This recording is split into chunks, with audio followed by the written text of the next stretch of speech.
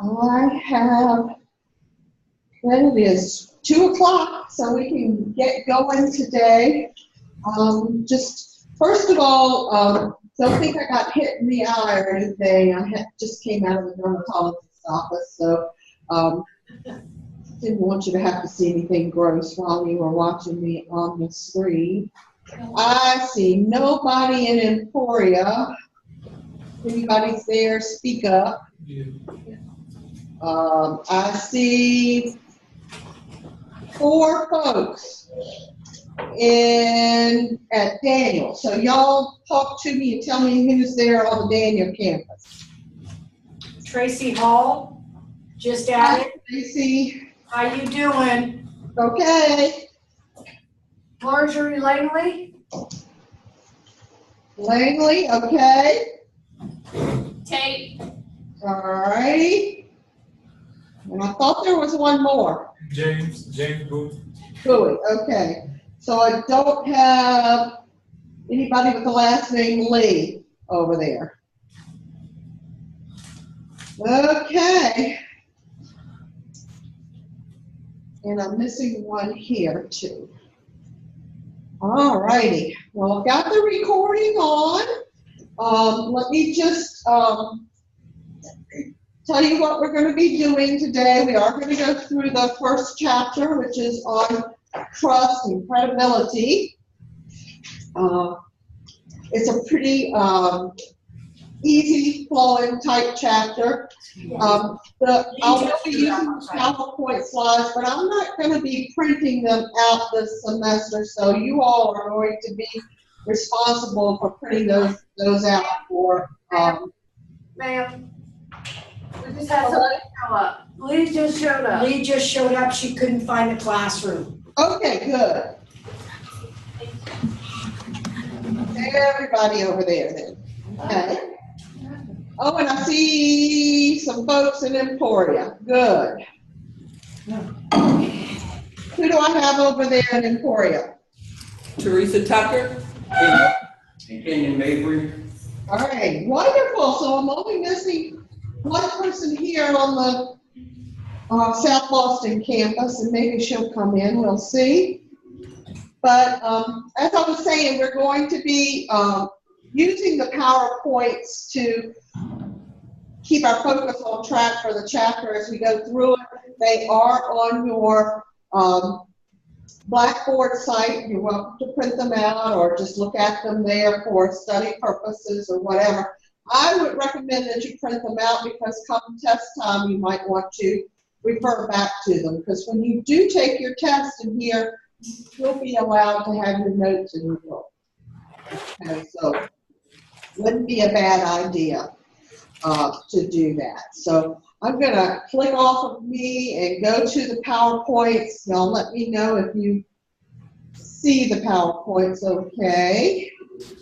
Let's see here if I see it.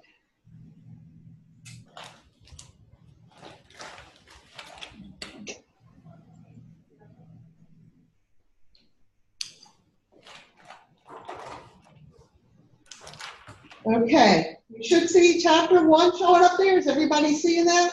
Yes. Okay, good. All right.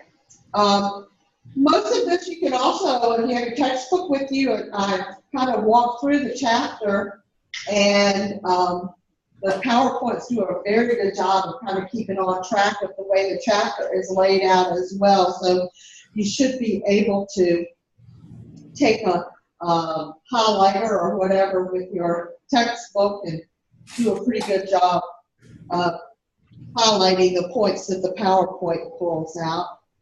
So we're going to start off again, as I said, we're going to be looking at credibility and trust in this chapter. We're going to talk about why that is so important as we put everything in the context of business communication. We'll look at 3 aspects of credibility: competence, caring, and character. They show it as a stool with 3 legs, so we'll talk about each one of those. Then we'll talk some about business ethics corporate values and your own personal values.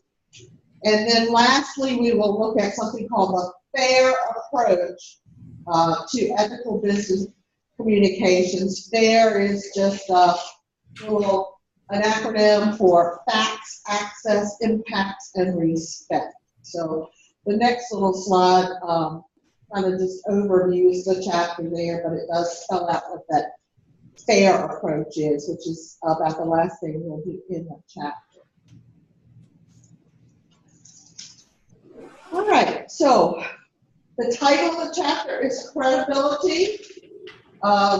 When somebody is credible, that means that they have a reputation for being trustworthy.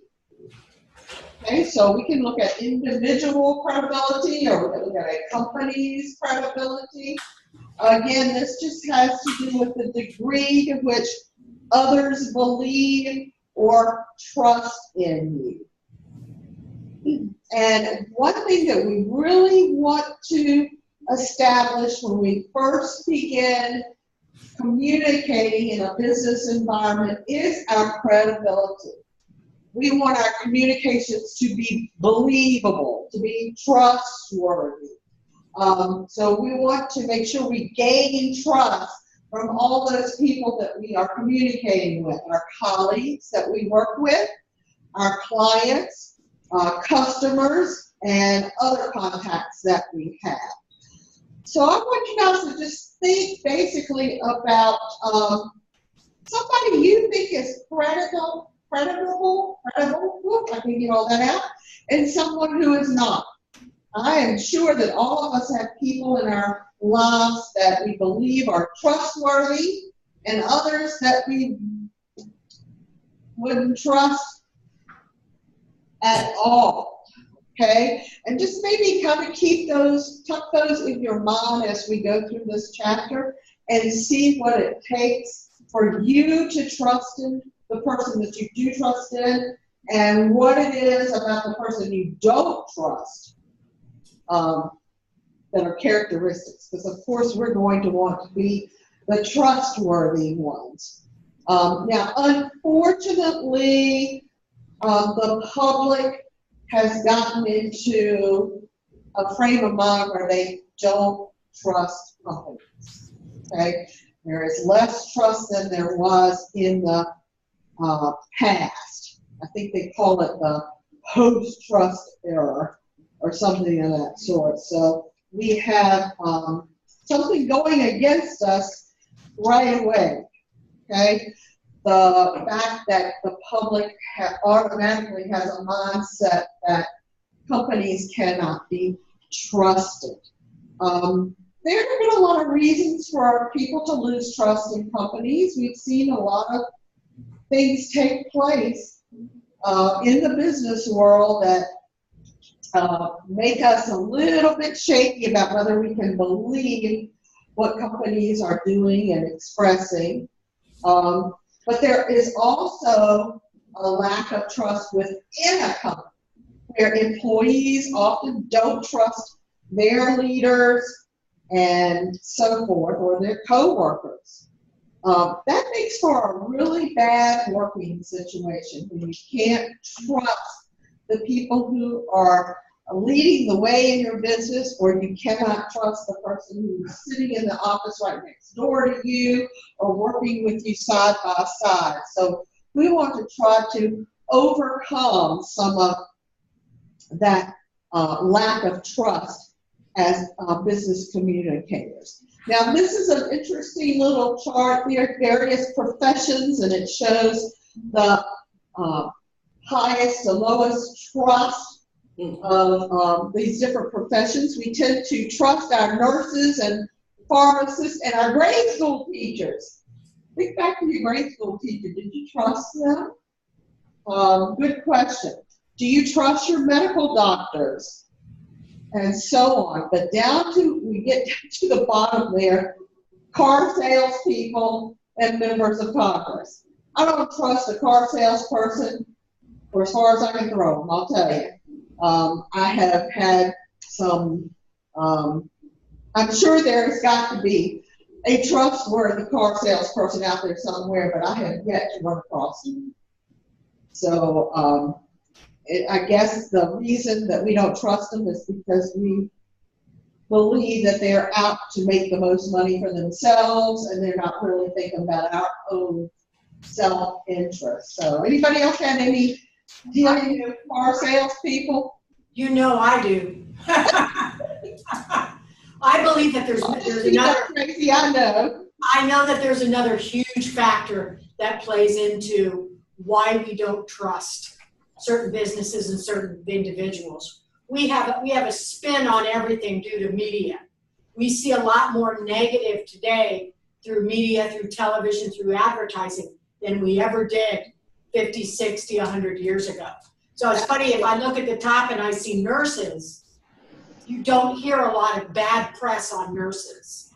But you go down to the bottom, how much bad press do you hear? And people will remember negative way more. They will talk more about the negative than they will about the positive. I mean, you are so right. I think our media has a lot to do with the way that we see things these days. You cannot turn on the TV now without hearing something about our politicians doing something that we think is a little bit shaky. So, and whether it be the top leaders like presidents and vice presidents, or these members of Congress and the Senate, all of them just don't seem to have our best interests at heart sometimes. So, and we hear about it daily. We do. And we hear about it with the take of the media. It's not necessarily always true what they put out. So, very interesting. But lawyers have consistently had a bad rating. People don't trust lawyers. Okay? We pay a lot of money to them, though, if we need one. Do you trust your auto mechanic? Yes. I haven't had any auto work done lately, but I had my plumbing worked on, and I think sometimes they see me as a older female living alone, and if they can take advantage of me because I don't know that much about plumbing. They can tell me I need something when I don't necessarily need it, just so they can make $1. But once again, I'm sure there are some very trustworthy plumbers out there. How do you feel about the clergy there? Only 47%. That's your pastors and your ministers and your. Do you think that's probably kind of low, or do you think that that's about right? I think it's absolutely about right. I think, and I'm sorry, you guys, forgive me, I'm so outspoken. I really think it has a lot to do with what a person is viewing and the kind of information that's going in negative-wise, which has damaged a person's level of trust in any area. You know, if I was inundated with information that was negative about a certain profession, it would affect the way I see that profession or that individual. So, I mean, it just doesn't surprise me coming where the moral fiber of our country is kind of dropped down to an all-time low. Forgive me. I also wonder about the police officer rating there. My thoughts are that might even truly be a little lower than that now, because we have seen so many instances of police brutality, and now we've got the cameras, the body cameras filming so much of that. So just, I don't know, think of your own life. This is kind of a, consensus of whatever people they surveyed. So the list may look differently for you. Interesting that you trust your nurse more than you do your doctor. That's interesting. But as you can see, since we're in a business class, we get down to business executives, and that's not very good at all. The public has viewed businesses as operating against their best interests. And the majority of employees view their leaders and colleagues with skepticism. So again, that leads for a very difficult situation to have to go to work every morning not being able to trust the people that you work with or who are leading you. And that is here called the post-trust era.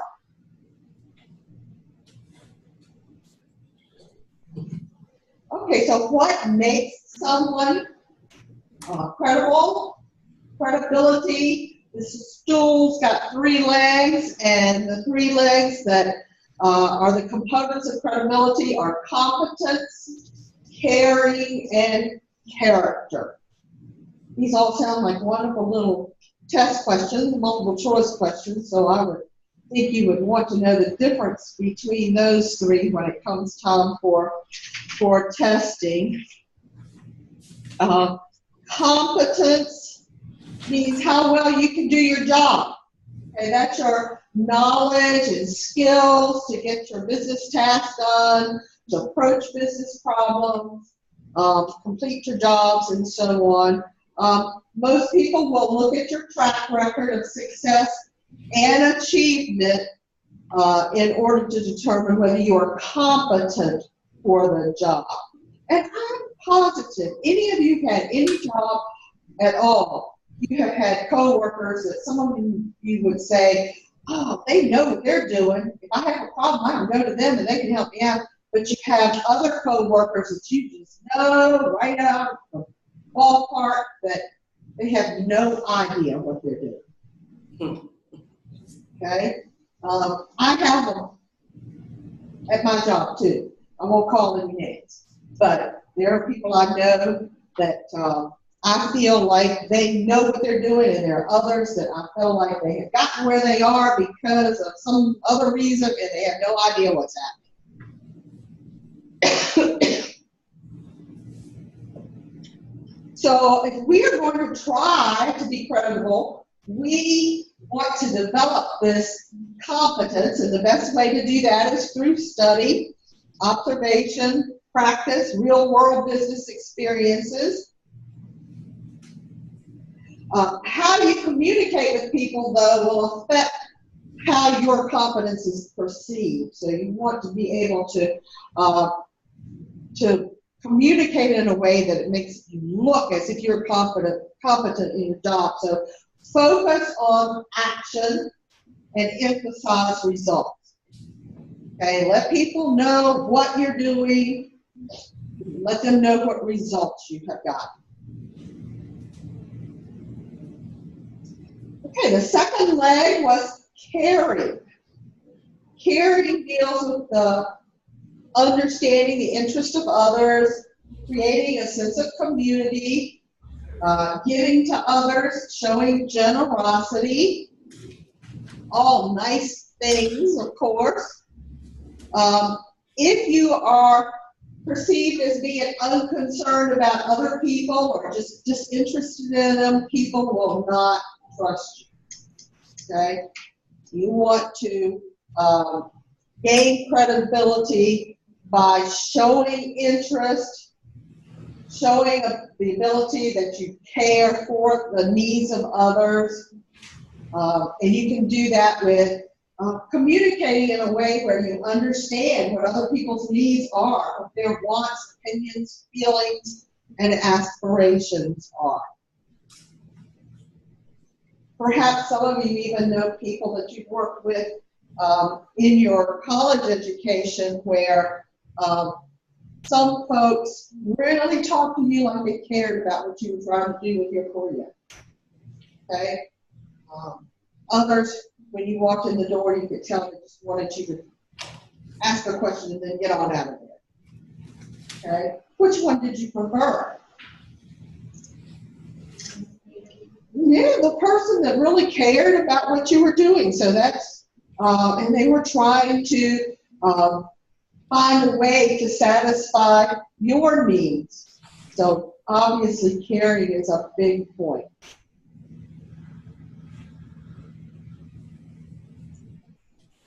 All right, community and teamwork have become very, very strong.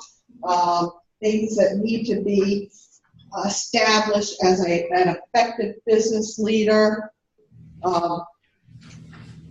We went through a generation of people who were known as the me generation, where they seemed to care nothing about anybody's needs but themselves. They often spoke of satisfying my needs, when really we should be looking more at our needs in the business or your needs as a customer or a client.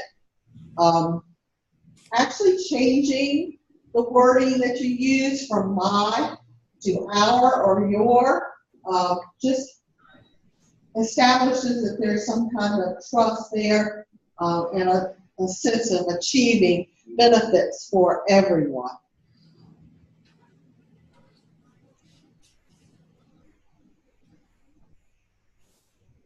Are you a giver or are you a taker? Okay, most professionals can be broadly categorized as a giver or a taker. Okay. They're doing it big today. Sometimes it takes a lot to look at yourself and make decisions about what you are. They do say here that companies that have higher percentages of givers actually get higher profitability, higher productivity, and higher customer satisfaction. Do you know any takers, though? I'm sure in your life you've run across people who are concerned about what they could get out of something rather than what their organization or what their company could actually get out of things, or what they could actually give to those companies. All right, so the third leg of that stool was character. Okay. That's your reputation. That reputation for staying true to commitments that are made to all of your stakeholders. Stakeholders are just anybody that your company influences. Adhering to high moral and ethical values. Okay, let's look at this little survey that was done. What determines trust in individuals in the workplace? And you're going to see that things like ethical behavior and honesty are high up on the list.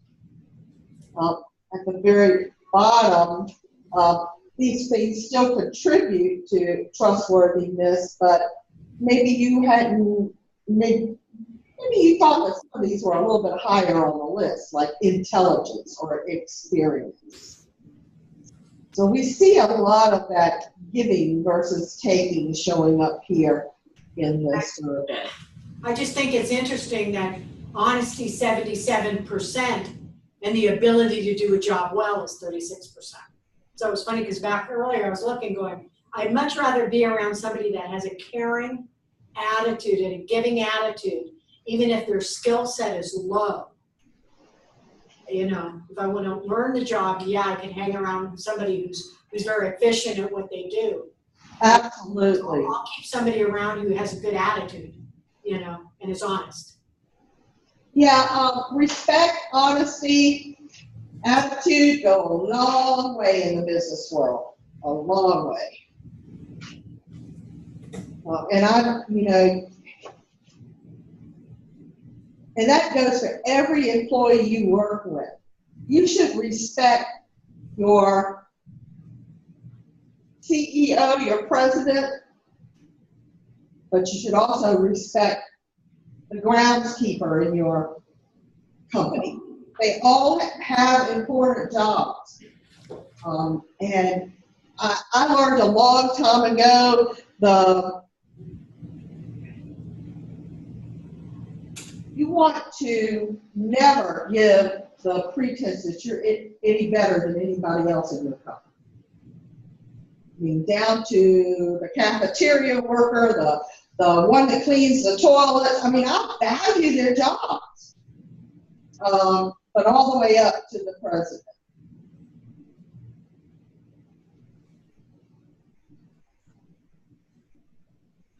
Okay, ethics is a topic that's been really hot in the last couple of decades, primarily because we had so many ethical dilemmas taking place in companies. Ethics are just your rules of conduct or moral principles that guide the individual or a group's behavior. Again, in this class, we're talking primarily about business ethics. Those are commonly accepted beliefs and principles in the business community for acceptable behavior. That includes transparency. You want your company to be fairly transparent, which means that you're sharing all relevant information with your stakeholders. Doing something unethical is going to destroy your company's reputation very quickly.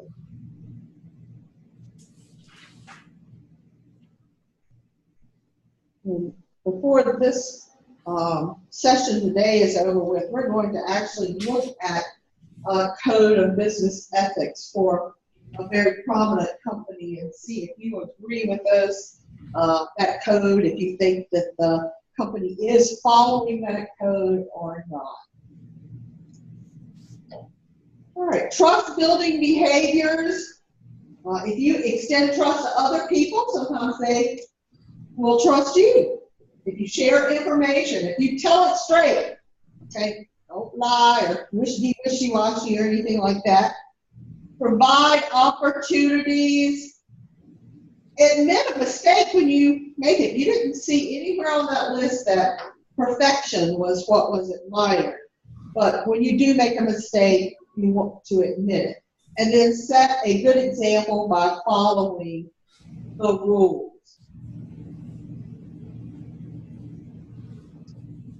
I want to go back to something that was in your, let's see if I can stop the share for a minute.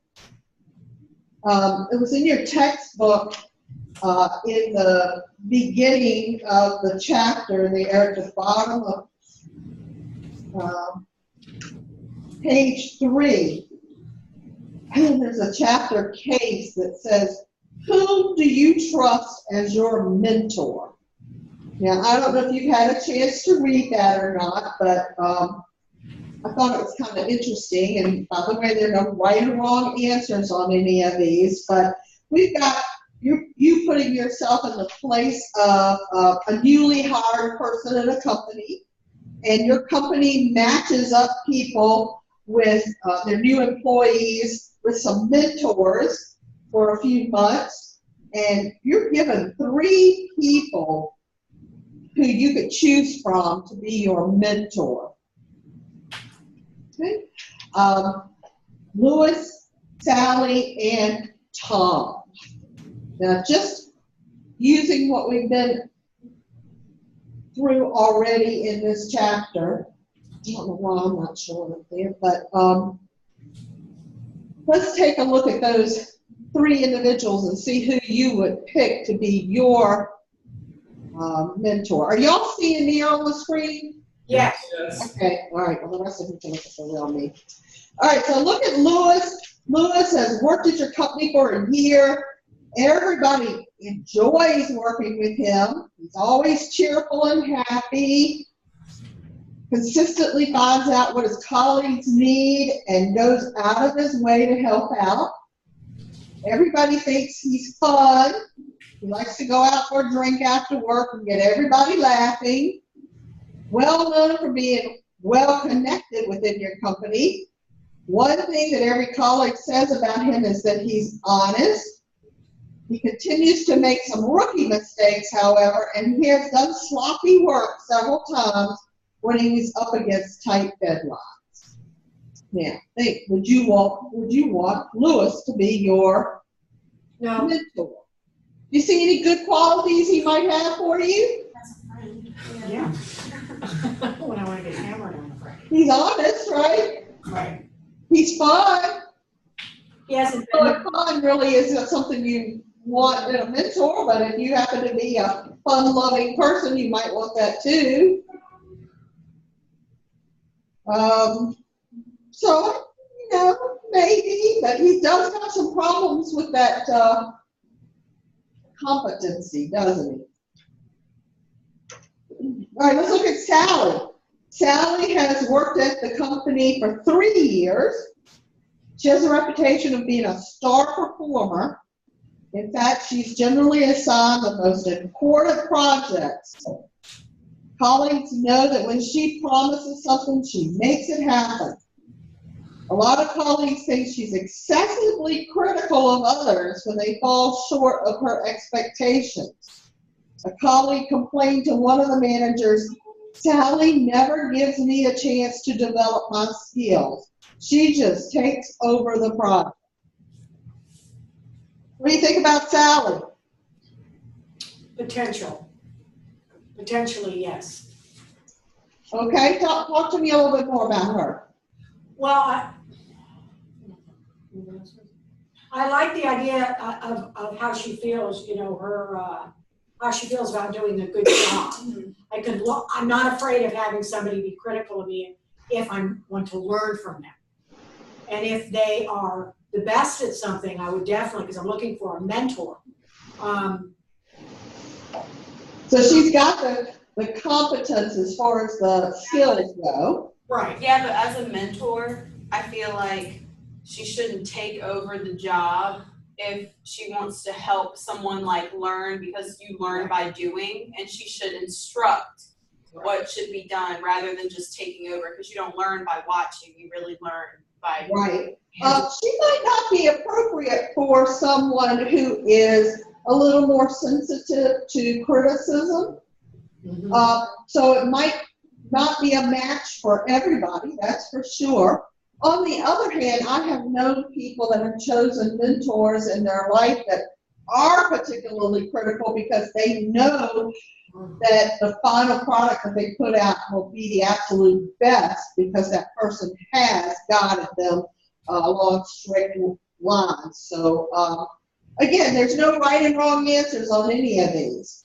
All right, let's look at the last one, Tom. Tom's worked at your company for 4 years. He consistently receives excellent ratings on his quarterly performance reviews. He's intensely loyal to his team members, does everything he can to make sure they succeed.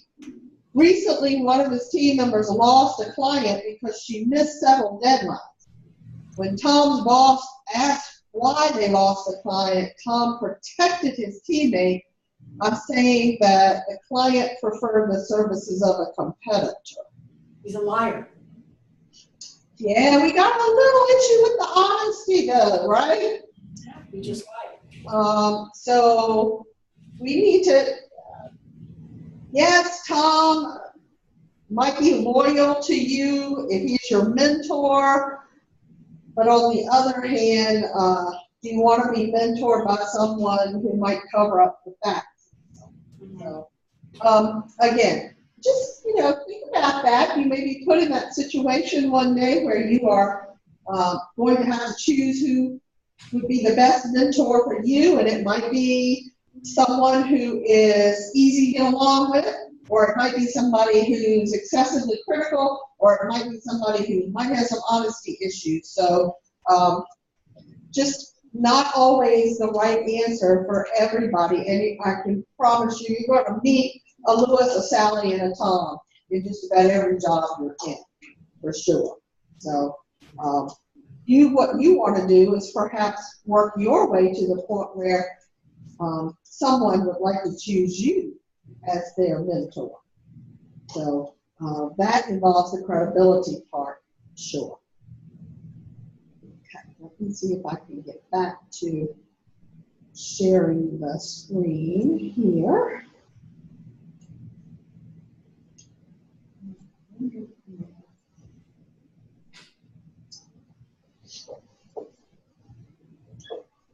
Do we come back to business ethics 2 of 3? Yes. Good. I'm getting better every day.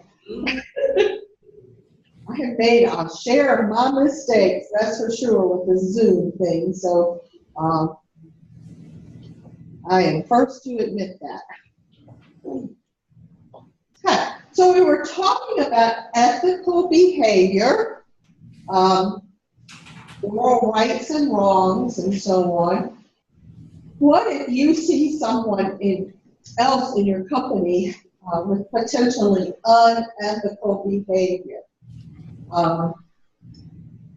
Often in business situations, people do not report that. They remain quiet.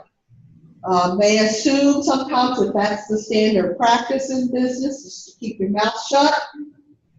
They rationalize sometimes that it's not a big deal. They say to themselves it's not their responsibility, or they want to be loyal. Okay, now I'm going to bring up a touchy subject, and that's the sexual harassment that's taken place or has been accused of several. Well, it started off with like motion picture directors and producers, and went through our politicians, our newscasters. Lots of people have been accused of that, sexual harassment or misconduct, something obviously unethical. Many of these were things that were not reported for years and years and years. Okay. Why do you think some of the people who claim this unethical behavior took place remained silent for so long?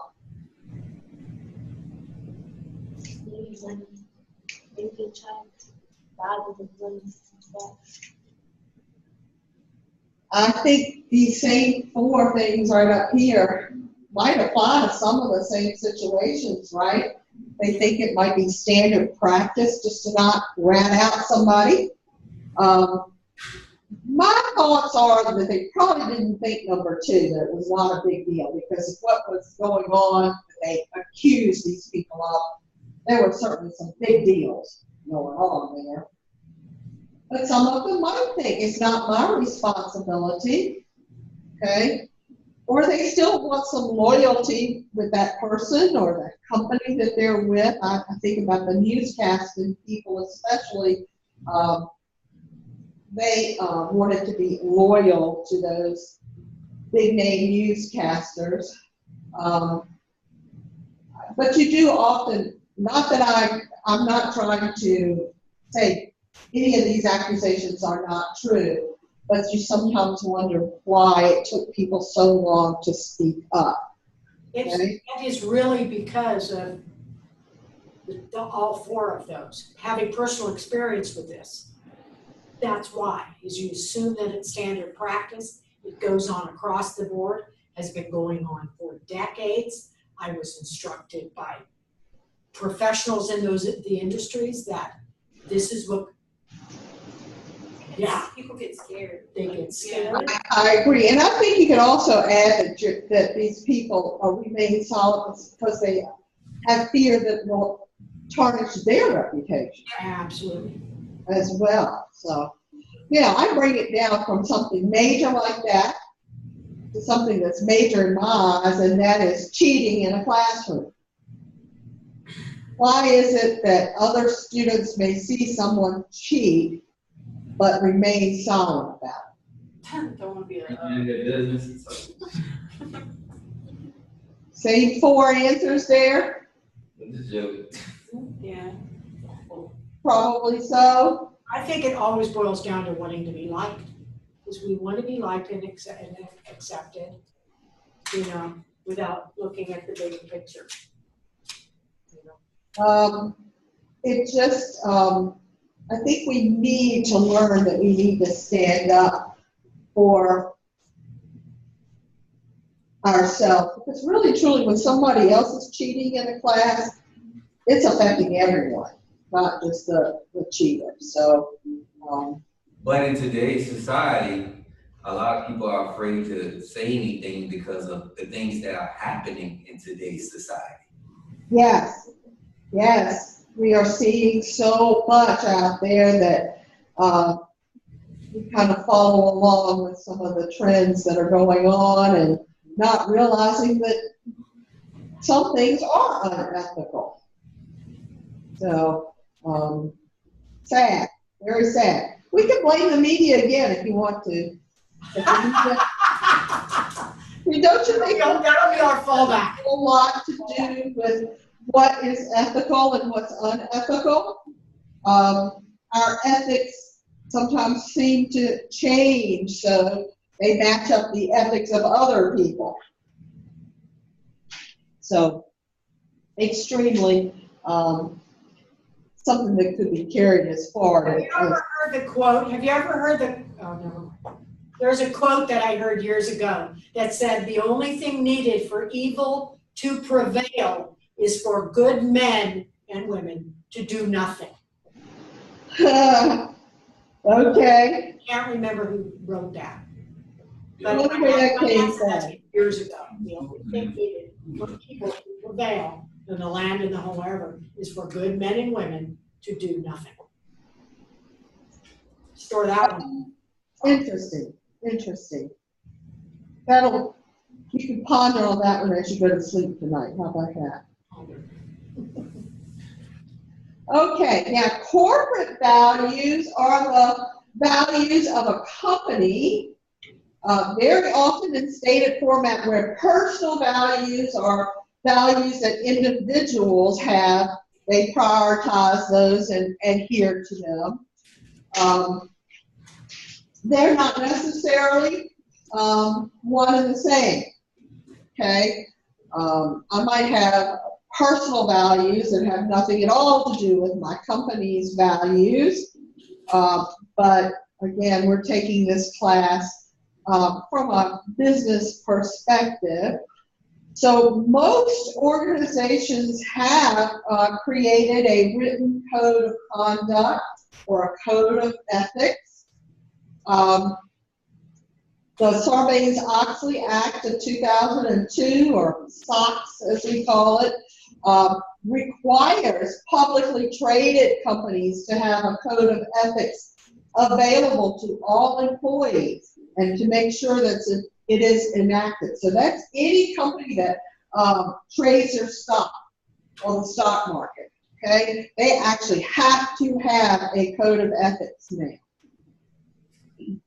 Now, it is your character, your individual character is going to make it important for you to align your personal values with corporate values. If your values, your personal values differ significantly from your corporate values, you're going to have a very difficult time working in that company. Okay? I'll give you an example. I had someone tell me that they grew up with a family that believed that no one should ever drink alcohol. Okay? Drinking alcohol was considered morally wrong. Therefore, that person could not go to work for a company that produced alcoholic beverages. They couldn't work in a liquor store. They couldn't even comfortably work in a convenience store that sold alcoholic beverages.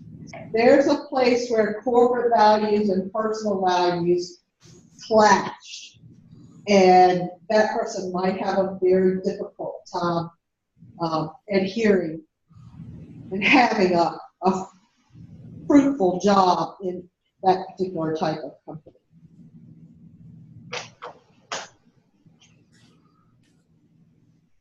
Okay, open and honest communication, that's what we're all talking about here in this business communication class. If you do not have open and honest communication, then you're actually making your company have to accept the fact that they get poor financial performance. Dishonesty is one of the primary reasons for low employee morale.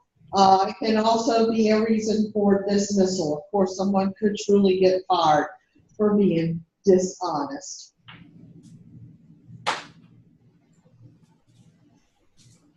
All right, we're going to look at something called the stakeholder view of accountability. A stakeholder is anyone that your company influences. So it could be your customers, it could be your employees, it could be your stockholders, could be your competition in it as well. They are stakeholders in your company. So if you create a sense of accountability, that means that you have the obligation to meet the needs and wants of all of these other people who are stakeholders. You have to have a big vision of those affected by your business activities, not just you or not just the customer or not just the stockholder. It's everyone who is affected by your business. And this is where the FAIR test comes in, F-A-I-R. The FAIR test will help you look at how well you've provided facts, how well you grant access to your motives, reasoning, and information. That deals with the transparency. How well you have examined impacts on your stakeholders, and how well you have shown respect. Okay? So this little chart, I know you cannot read that on your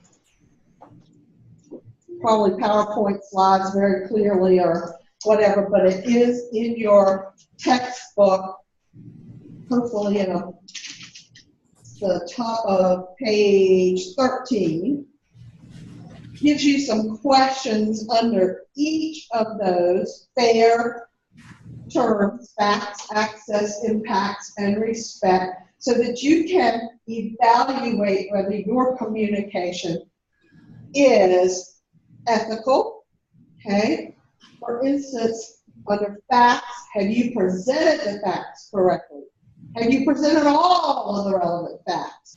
Have you presented information that might be considered misleading? Have you used the facts in a more reasonable manner to arrive at your conclusions? Okay, if you can answer those questions, that will help you determine how factual your communication is.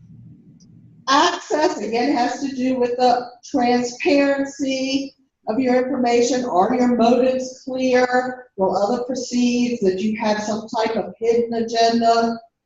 Have you disclosed fully how you got the information and used it? Are you hiding any information?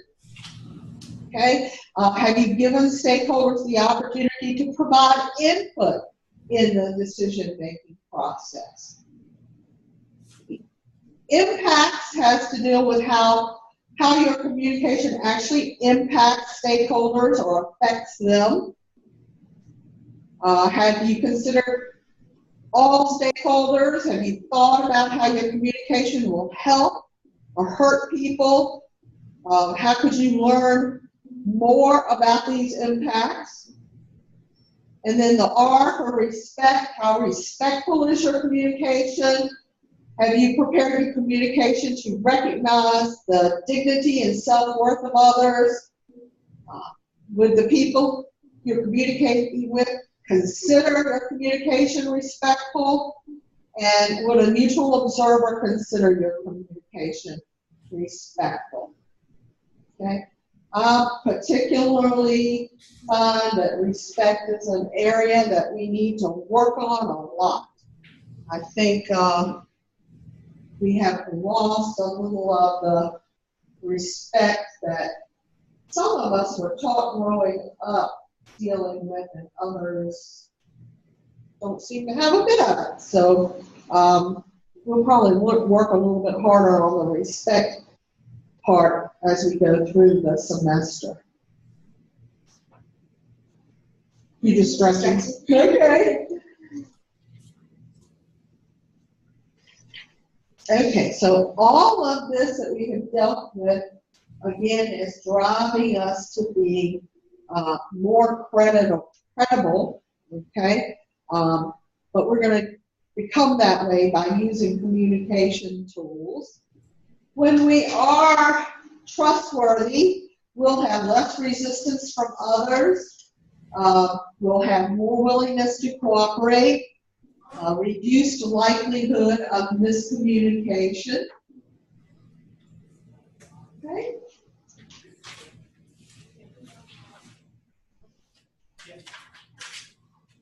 Now let's look at engagement a little bit. Engagement will measure how much you are connected emotionally to your work. How willing you are to go the extra mile, helping your organization meet their goals. How much energy you have to reach those goals. So how engaged are you in your business?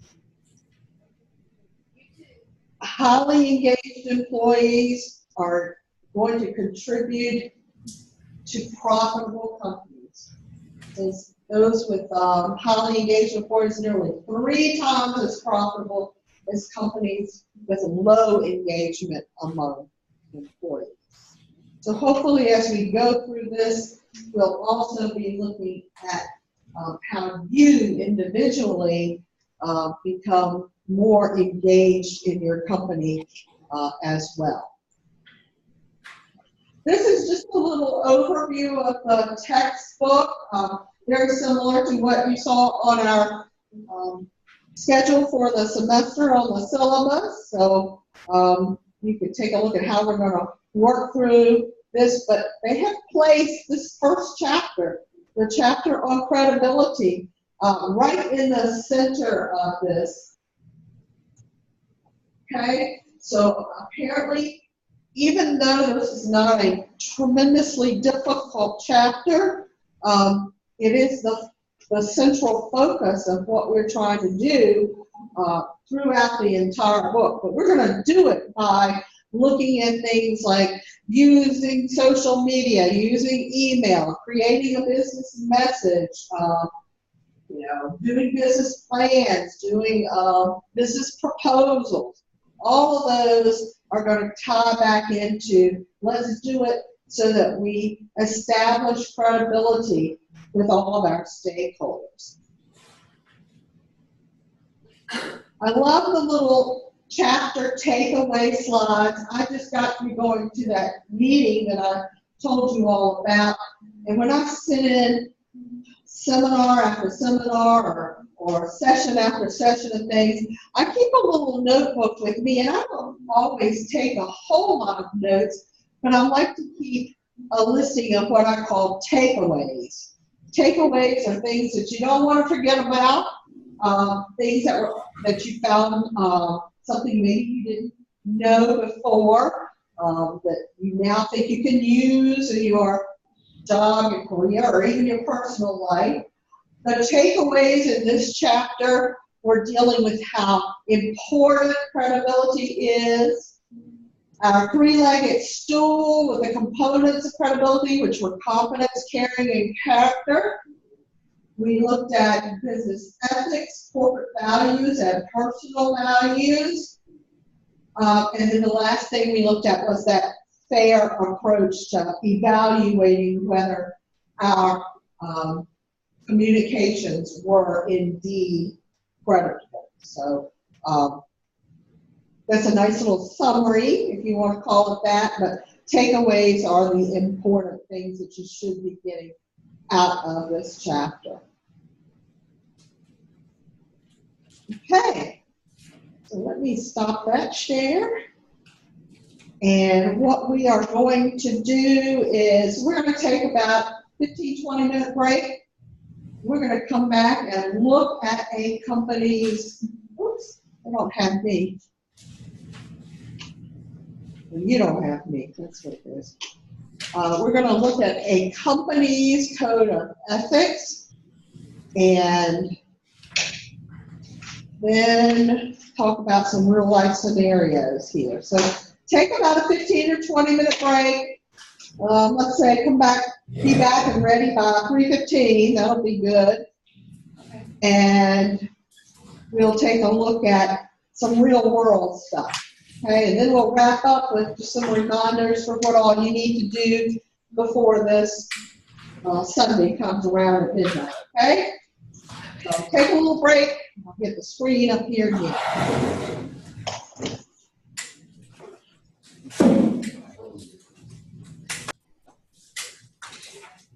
Alrighty, folks, it's about 3:15 and we have resumed the recording. Now we're going to take a little look at the code of ethics or code of conduct of a real company. And I had chosen Walt Disney Company for us to look at because I figured that most everyone would be familiar with at least what kind of company Walt Disney is.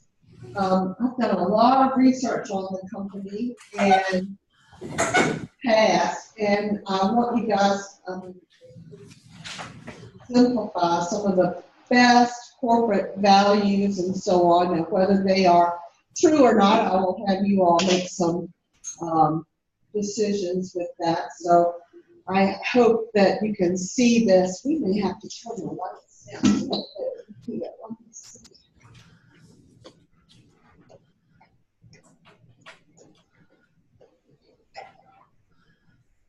That's better, I think. Just don't go to sleep on it, okay? All right. You will notice that this company actually calls theirs their standards of business conduct, down here at the bottom there. And if you are, I'm sure, aware of anything at all in the entertainment business, you know that Disney owns much more than just their entertainment parks, their attractions, and so on. They own several television networks. They own the rights to a lot of film production and so on. So lots and lots there. But as we glance through this, and I'm certainly not going to read it to you, I want you to kind of look out for some of the things that we talk about today in class and see if you think that this firm is establishing credibility, okay? A couple things you need to know about the Disney Company. First of all, they consider everyone to be a member of their team. You'll notice it's addressed to dear fellow Disney team members. And just about everyone who works for Disney is considered to be a cast member. No matter what their job is, they call them cast. I'm sorry, could you repeat that? They're called cast members. If you look at midway of that second, It's very difficult to there, every employee pretty much is called a cast member. So they are meant to. Wow, that's spooky. Okay. Yeah. And I'm speaking from experience here because my daughter worked for Disney for a couple of years. So they each had badges on that said cast member and their name and what state they came from. So everyone is a cast member. All right. And you'll notice that we see some of the words in the very first paragraph there that we talked about today. We have earned the trust of guests, audiences, consumers, and shareholders. That's their stakeholders. They consider their stakeholders to be their guests, their audiences, consumers who buy their goods. I'm sure if you've had a child in your life, you know that Disney also sells a lot of products that they all think they have to have. And shareholders, stockholders, okay?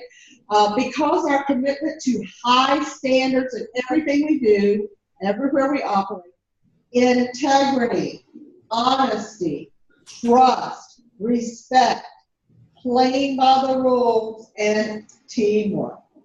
That's all the things that showed up in our chapter today.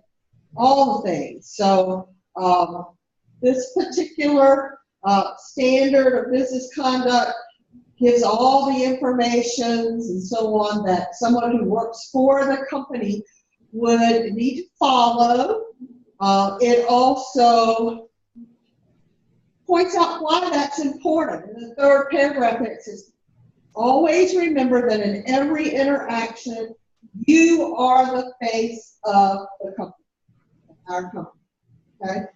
And that's the same with any job you hold. Me, I am the face of Southside Virginia Community College when I'm here, okay? Not only when I'm here, if I'm out in the community and people know that I work for Southside Virginia Community College, they associate the company with me, even if I'm not doing a job that's related to the company at all. Okay. They also emphasize in here that your responsibility to speak up whenever you have any kind of questionable behavior or concern about it. Okay. And the guidelines here say, gives you information on reporting questionable activities, complaints, asking for guidance, making the company aware of unethical or illegal conduct. Okay, so we're talking about a document that is 43 pages long here, just putting out their standards of business conduct. But they don't just throw them out there and say, you need to do this, you need to do that. They tell the employees why those standards are there, why they're important, who has to follow them, and so on. Notice, once again, integrity, trust, teamwork, honesty, play by the rules, and respect, the way they have things spread out here. So it's just amazing the detail that are here. So I'm just going to hit the highlights with some of these. With integrity, it says every cast member or employee has a responsibility to act with integrity and honesty on the job, comply with laws and regulations, be familiar with the standards, share concern. Okay? So some of the things are legal compliance, others are may not have a basis in law, but it does have a basis in the code of conduct, ethical behavior. Okay? Under trust. Part of the trust issue is dealing with safety, health, quality, and protecting privacy. And they remind you that you have to be sensitive when you're sharing personal information and so on. The teamwork is your commitment with each other as far as the other employees, treating them with fairness, dignity, and respect. Professional development, diverse workforces, honesty. Okay, it says their business is built on public trust and confidence. Expectation by guests and customers that they can depend on our products and services. Okay, mention some specific areas where there could be conflict of interest. Okay? Even tells you things about someone gives you a gift if you're working for the company. They have policies there because it's not necessarily the same throughout the entire world. A gift is anything of value. So what if you are working at Walt Disney World and a family comes up to you and says, hey, we've got tickets for such and such a show and we can't use them here. You take it. Okay? All right. So it says that there's some guidelines there. A gift includes meals, entertainment, hospitality, music events, golf outings, and so on. Under no circumstances should you ever solicit a gift from any person or company that is doing or seeking to do business with Disney unless it is for charitable purposes and no employee or cast member receives any benefit. Okay? Now what about giving gifts? And they talk about gifts of certain value and so on. So even give you a little flow chart to help you determine whether you can accept a gift from someone.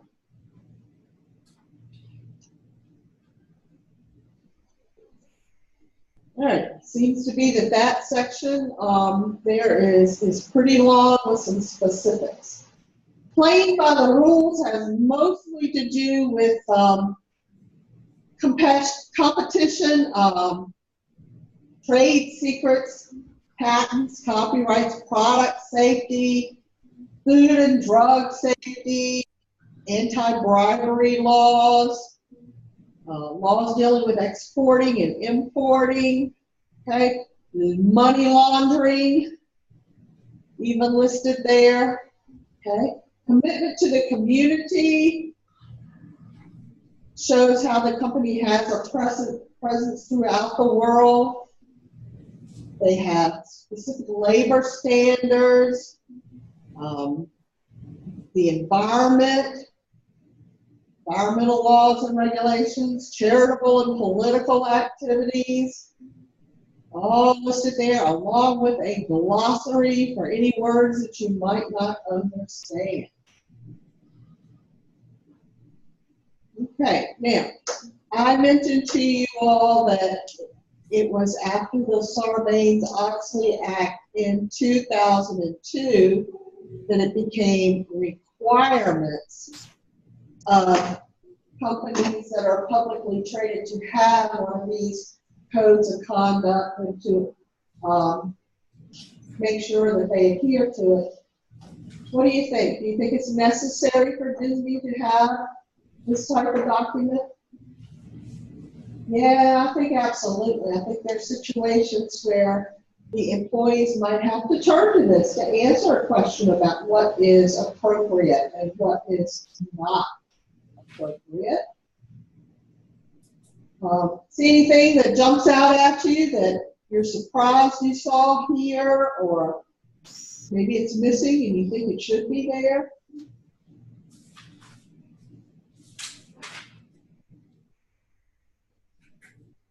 I think it's good. I think it's thorough. Very, very thorough. I love right next to unparalleled commitment, they have a speak up, you know, yeah, to hold themselves accountable, you know, Right. not this, this is what we believe and stand, but we also understand that we're human and we may fall short, so speak up, you know, but they cover, it seems like they cover a lot of areas, a lot of different areas. And I personally think it's a great idea because now that we're in a global economy, you know, so you have companies that are publicly traded, and what's ethical, you know, in the United States and certain practices in the US may not be practiced somewhere else. So if a company is traded on the stock exchange, people who are investing in these companies would like to know where their money's going and how these companies feel about child labor, you know, all this kind of, you know. Yeah, it differs from country to country. Yes. So they have to have those guidelines set in place there. I do want to emphasize to you, just because a company puts together a document like this does not necessarily mean that every employee is adhering to it. However, it is management's responsibility to make sure that compliance does take place. Mm-hmm. I am sure you might be able to find a company that you do not think is very ethical, may still have one of these documents, but what happens is the management has to sign off that they are actually doing what it takes to enforce the document. So, wherever you go to work, if it's a bit large enough company that stock is traded on the stock market, then they should present you with a code of conduct or a code of ethics for you to look at. Okay? And you should take it seriously. Definitely something there. And they do vary from company to company, but I think that Disney does present one that is just right along with our topic for this chapter in just about every way. So, thought you would find that interesting to see a real life example there. Anybody have any other thoughts about this? Infinity Wars was really a good movie. Excuse me? Is that it? I'm just looking at the Marvel, and I said, you asked if there were any other thoughts, and I said, well, Infinity Wars was a really good movie. Oh, okay, all right. Haven't seen it yet, haven't seen it. Disney has control over so many things, okay? I just, I tend to think about the amusement parks because that's what I love about Disney. But then I stop and I think, but the parks are built a lot based on the movies that they have produced. So, and now it's tied into television and sports networks and just unbelievable. The merchandising alone. Merchandise is huge, huge. So, if you're ever looking for, if you end up having to do a project for any kind of business class, Disney is an awesome company to pick to do. Usually they have just about everything can be found out about them on their websites. Okay. Let's see what we have right here. I can put the camera back on me.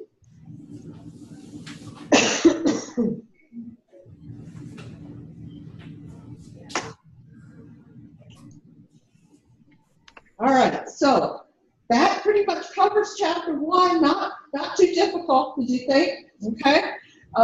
I want to remind you all that by Sunday you have a couple of things you need to, well, actually, I think there's 3 things you need to do.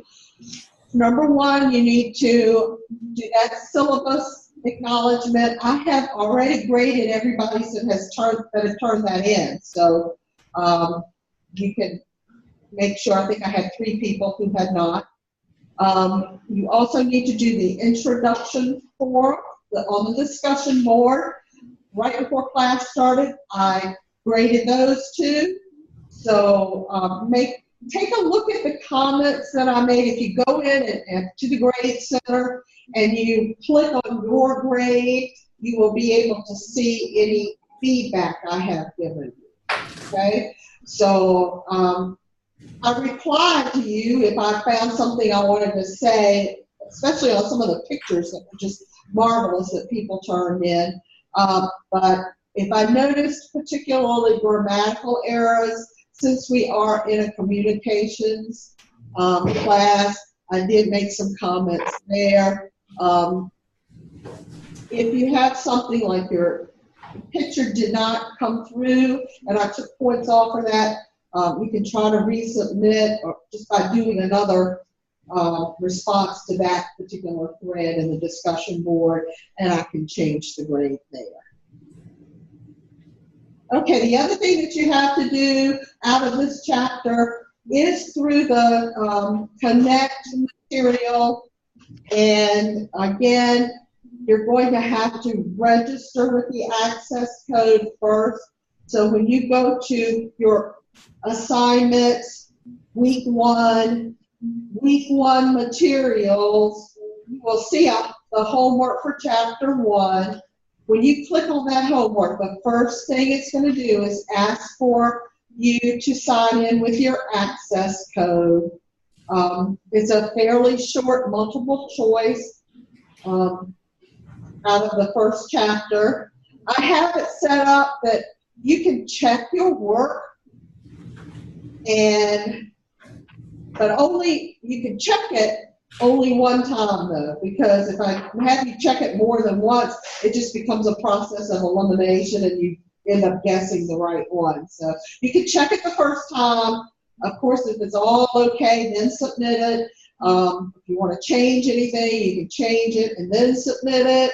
But one reminder, make sure when you sign up for Connect, you are using your South Side or your school email.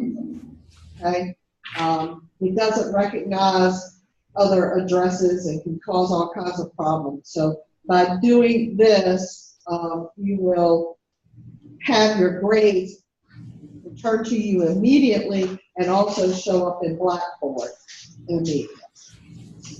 Don't hesitate to email me though if you're having a problem. I have one student who is having multiple problems for some reason, so we have yet to figure it out, but it seems like everybody else is doing okay with it, so sometimes it's just familiarity with Blackboard that causes the problem. So if you can't get a hold of me, the Blackboard administrators, contact is on the homepage for Blackboard, and you can shoot her an email and she'll actually call you and walk you through what might need to be done. I have a question. You are going to need that access code to get that homework done, and that's due midnight. Okay. I just sent another email to the Midnight Sunday.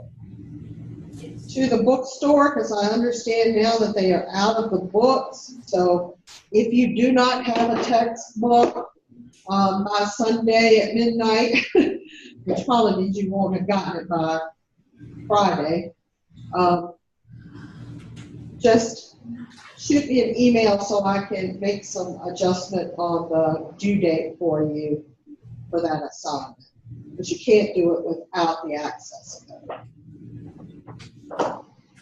Anybody have any other questions? Are you comfortable with this class? You running into any problems otherwise? Well, that was my one question, is because I had a class yesterday and they do not have the book or the access code at the bookstore right now. And to turn in an assignment on Sunday, I don't have an access code, so. Since you can just purchase the access code if you go in just like you're doing that homework assignment. You can purchase the access code through that link there, but it won't be anything that What link, where? I don't think, like financial aid or anything like that won't be able to cover it. So, but if you're desperate, you can. Otherwise, since you're in Keysville, go back to the bookstore and just give them absolute help. So, And at the bookstore, I can just get the code? I don't have to get the textbook? you can ask them. They might be able to do that.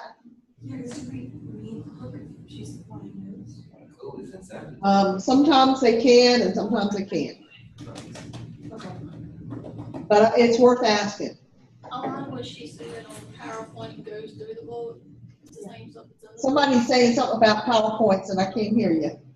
book. Just like, They're just talking amongst themselves. Okay, that's a good thing. Do that.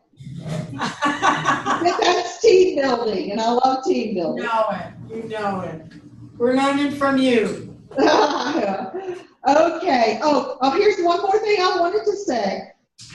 Tuesday, I think I'm going to come to the Keysville campus because I have some other things to turn in and some administrative stuff to do. So for you guys in here, I'm going to give Kathy a prompt to come up here and make sure everything is working. But if you get up here and you have nothing and you're upset about it, just go to IT and tell them and let them know, or go to Kathy and she'll come up here to straighten it out.